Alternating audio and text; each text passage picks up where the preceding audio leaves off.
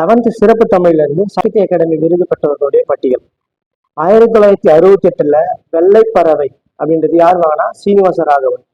1978 புதுக்கவிதையின் தோற்றமும் வளர்ச்சியும் யார் இது? வள்ளிக்கண்ணன். 78 வயசுல வழியால துடிச்சு கிடப்பான் கண்ணன் அப்படின்னு ஞாபகம் வச்சுக்கோம். 1978 வள்ளிக்கண்ணன் புதுக்கவிதையின் தோற்றமும் வளர்ச்சியும். 1982 மணிக்கொடி காலம் PS ராமையா. இது தெரியும் எல்லாருக்கும். ஆலாபனை அப்துல் ரகுமான் 1999.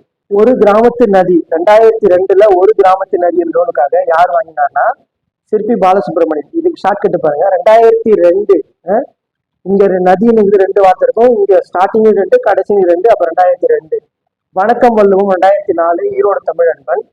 2006 யாருன்னா ஆகாயத்துக்கு அடுத்த வீடு.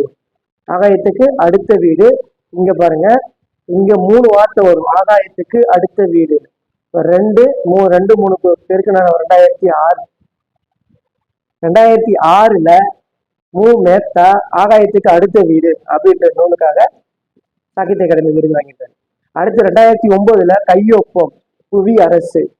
அடுத்து 2017 காந்தல் நாட்கள். 17 நாட்கள் ஞாபகம் வச்சுக்கோங்க. இன்குலாப் காந்தல் நாட்கள் அப்படின்ற நூலுக்காக வாங்கியவர் யாருன்னா இன்குலாப்.